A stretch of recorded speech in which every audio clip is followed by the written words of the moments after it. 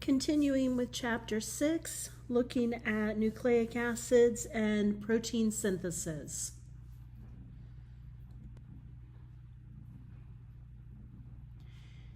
DNA makes RNA, and RNA makes proteins. DNA codes for proteins, but it's found within the nucleus, and proteins are made at the ribosomes outside the nucleus in the cytoplasm.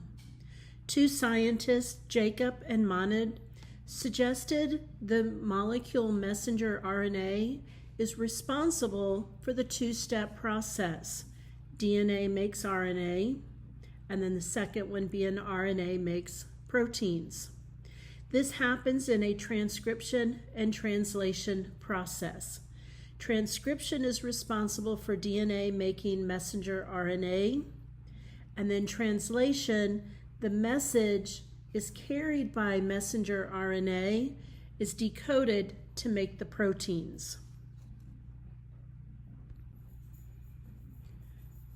For a quick look at protein synthesis, transcription is followed by translation. Messenger RNA code is translated into amino acids by tRNA. tRNA stands for transfer RNA. mRNA, again, is our messenger RNA, leaves the nucleus and attaches to a ribosome.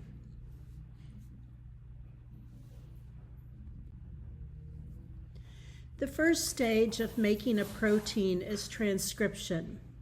Again, transcription occurs within the nucleus. RNA polymerase attaches to the beginning of the gene to be copied. It begins to unzip the DNA, and another enzyme breaks the hydrogen bonds between the complementary strands.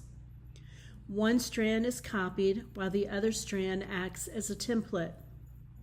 A complementary copy of the DNA code from a gene is made by building a molecule of RNA called messenger RNA. Complementary base pairs used to make messenger RNA. Again, A would go with U. There is no thymine in RNA. T would go with A, meaning thymine with adenine. Guanine goes with cytosine. Cytosine goes with guanine. So it's very similar to DNA, the difference being your adenine is going to pair with uracil. Taking a look at a segment of DNA, the DNA is going to unzip. This top strand is going to be the non-transcribed strand. The bottom strand is going to be the template strand, which is the one that's going to also be transcribed. C, meaning cytosine, goes with guanine. Adenine is going to pair with uracil. Remember, in RNA there is no thymine, so you're going to have uracil. Thymine would pair with adenine, and then guanine would pair with cytosine. So when we start over here on the left and we read the CAA, 3 letters together, 3 nitrogen bases, that's called a codon. They're going to have the complementary pair on the messenger RNA, GUU.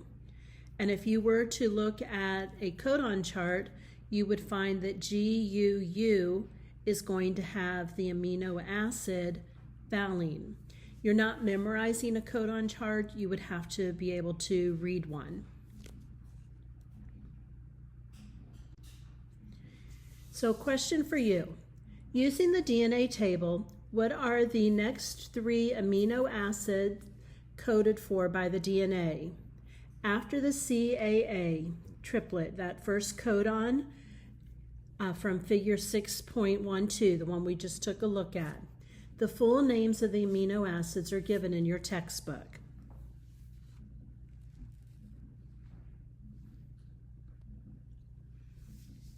So continuing to look at transcribing DNA, messenger RNA again is made from the nucleotides found free in the solution of the nucleus.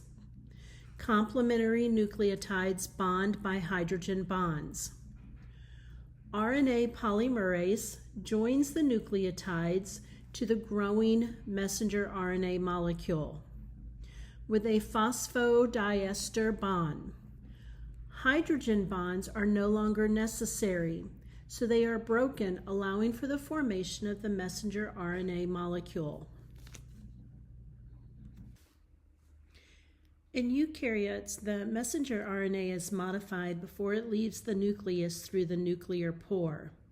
The original strand, before it's modified, is called a primary transcript. Modifying the RNA is known as RNA processing. One step in processing RNA is splicing. Splicing is going to remove sections of the primary transcript. Sometimes that's known as a pre-messenger RNA. The sections that are removed are called introns. The remaining sections are called the exons. The nucleotide sequence that remains have to be joined together. So those exons have to be joined together after the introns have been removed.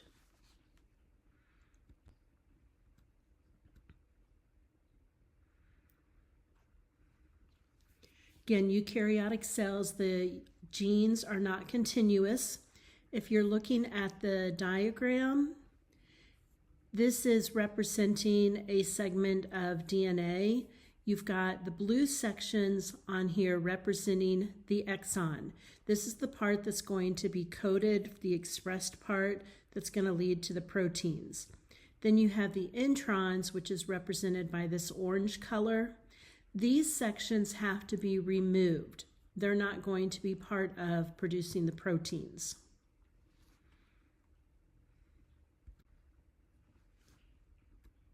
Removing the introns is known as messenger RNA splicing.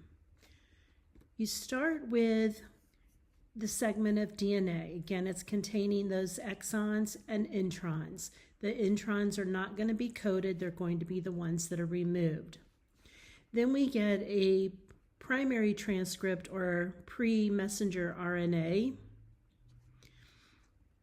where it went through and found the complementary bases. And then the orange segments, again, those are the introns, those had to be removed. That's the splicing that's occurring. And then the little green sections, which are actually going to be your messenger RNA, they have to bond together. And this is what's known as a spliced messenger RNA.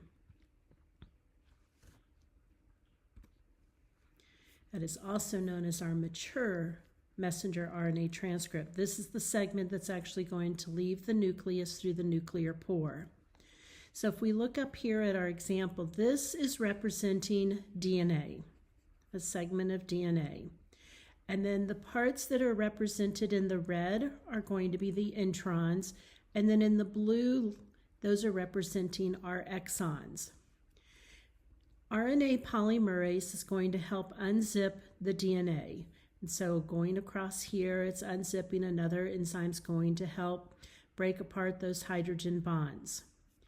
Then you have your segment of DNA that's going to act as your template. It's going to get coded with its complementary pairs.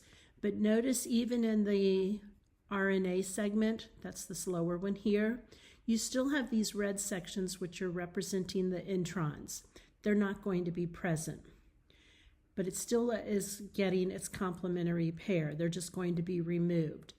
And then as it continues to move across, it's going to continue to go ahead and do the transcription for the template of the DNA. As the RNA polymerase continues to move across, eventually this part of the DNA would go back and the hydrogen bonds would form, leaving you with this primary messenger RNA transcript. Splicing needs to be accurate. There isn't any room for mistakes. A single base added or lost throws off the whole reading frame.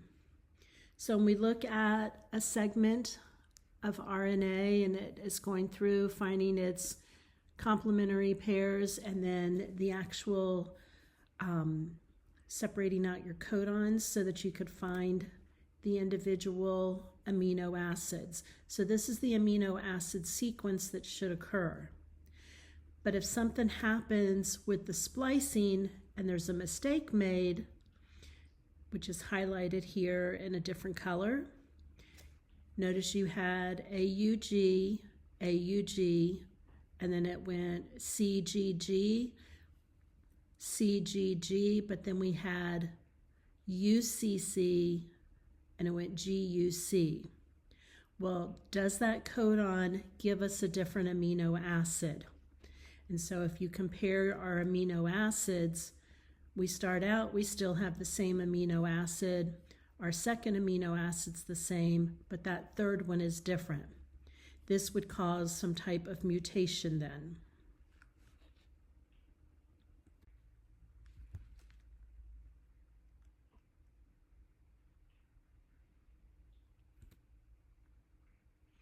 Taking a look at SNRPs, these are small nuclear RNA combined with proteins.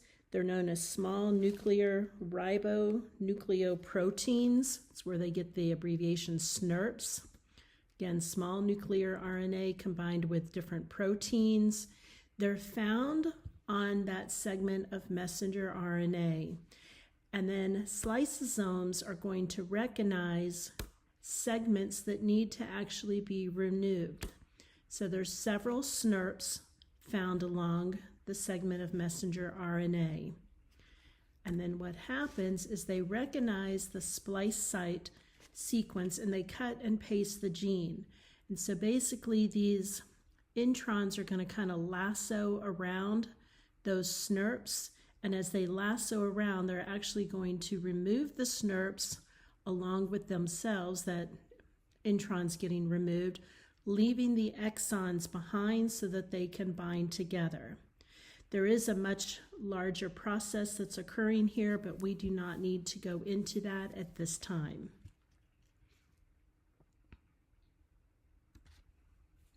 You can also have an alternative splicing where an alternative messenger RNA produced from the same gene. When an intron is not an intron, it's considered an exon.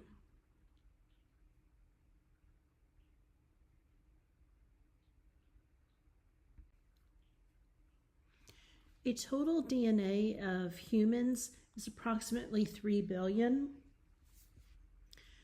Only 3% of that is actually coded for proteins. The remainder is uncertain. One DNA molecule contains many genes. One gene is equivalent to one polypeptide. A change in the nucleotide sequence of a gene results in an altered polypeptide is called a mutation. Most genes have several different variants called alleles, which originally arose by the process of a mutation. Protein molecules are made up of strings of amino acids. The structure and function of a specific protein is determined by the exact sequence of the amino acids. This, you're looking at a primary structure. DNA controls the precise order of the amino acids.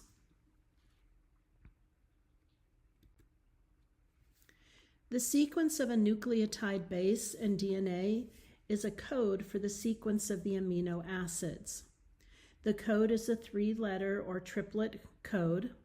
The code is always read in a single direction on one strand of the DNA molecule. So when you're looking at your diagram, a portion of the gene for part of your DNA, the TAC, if you were to go through, get messenger RNA, and then messenger RNA is going to have transfer RNA come down. Transfer RNA is going to bring that amino acid. This TAC would eventually give us the amino acid for MET, the methionine.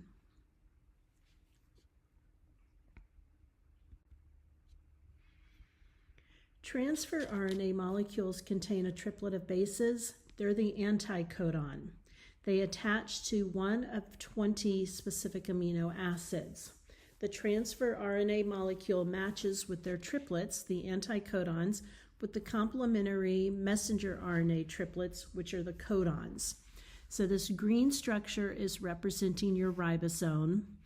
This segment is representing your messenger RNA after it has left the nucleus. And then you have transfer RNA. Transfer RNA is going to carry with it amino acids. The transfer RNA would have a code on it. It would be representing your anticodon. It finds its complementary codon on the messenger RNA, and when they find their match, then it's going to release the amino acid.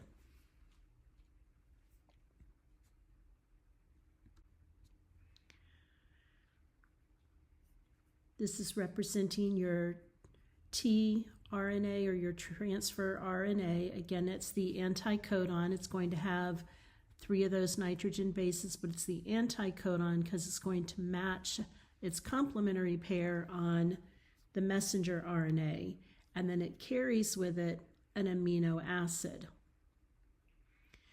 When transfer RNA links messenger RNA, adjacent transfer RNA molecules from peptide bonds between their amino acids.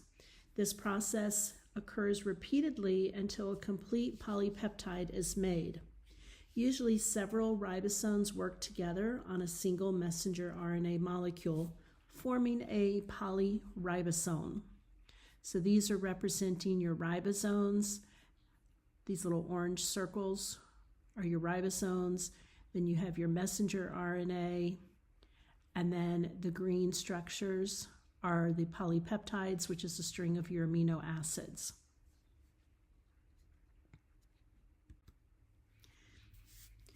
DNA controls all activities of cells because all cellular activity is controlled by enzymes. Remember, enzymes are proteins, which are going to be coded by DNA. DNA controls which proteins are made and what amounts.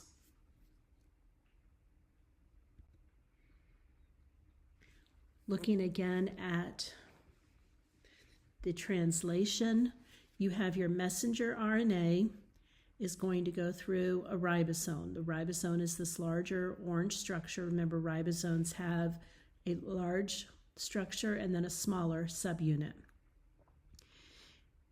3 of the nitrogen bases on the messenger RNA are considered your codon.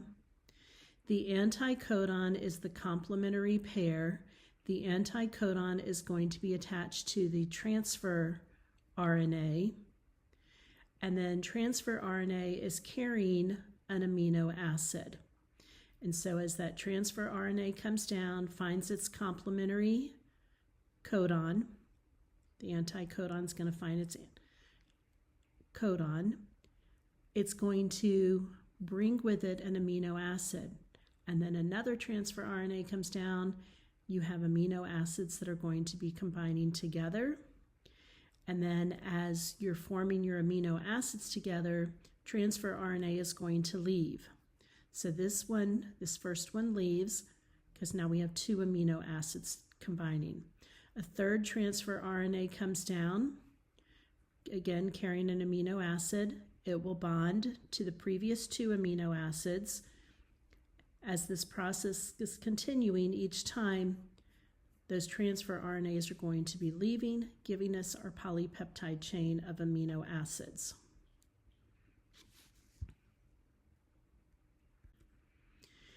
You have your codon charts. Again, you could have this rectangular one or the circle one, which I'll show in just a second. When you would look at your messenger RNA, then you find on here the messenger RNA, looking at your first codon. Well, your codon's the 3 letters, the first letter, your second letter, and then your third letter. That's going to give you the amino acid that would be carried on the transfer RNA. You could also use the circular one, where this inside circle represents your first letter of the codon, then your second letter of the codon, and then you would find your third letter of the codon, and then wherever it falls, that again would give you the amino acid. You will also have a chart that's going to give you the full names of those amino acids instead of just using the abbreviations.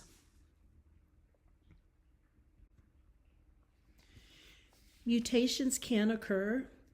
You have substitution, where there's an exchange of one base for another, such as switching adenine to a guanine.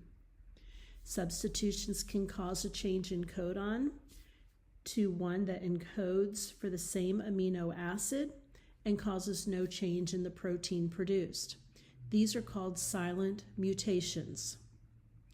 A change in a codon to one that encodes to a different amino acid can cause a small change in the protein that's produced. This is what happens in sickle cell anemia. A change in amino acid coding codon to a single stop codon can cause an incomplete protein. This can have serious side effects, and the incomplete protein probably won't function.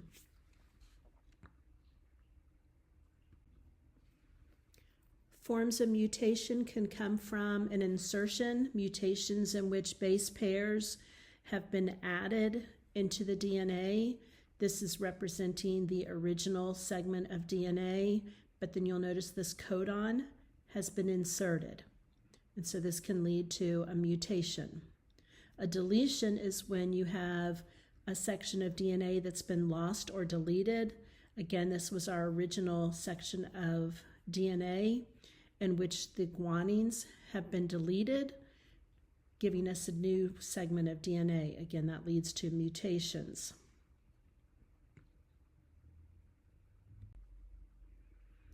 Insertions and deletions can cause mutations by changing the frame shift. Your protein coding DNA is divided into codons, which is 3 bases. If you insert or delete codons, it's going to cause a frame shift. As an example, we use the sentence, "The fat cat sat." Each word represents a codon. So this is 1 codon, 2, 3, 4 different codons. If we delete the first letter and pair the sentence in the same way, it doesn't make any sense.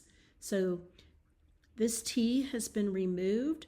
It changes our codon. Where it was THE, it's now going to be HEF. That's going to cause everything to shift, so our codons have all shifted. The frame shift is a similar error occurs at the DNA level, causing the codons to be paired incorrectly.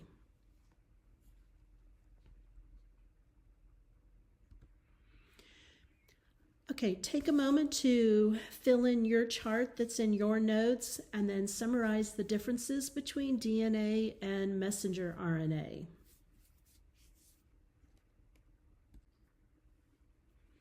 Draw a simple diagram or use a flow diagram to summarize the important stages in protein synthesis. Be sure to include nucleus, nuclear pore, DNA, messenger RNA, transcription translation, ribosome, amino acid, transfer RNA, amino acid, transfer RNA combined together, and polypeptide.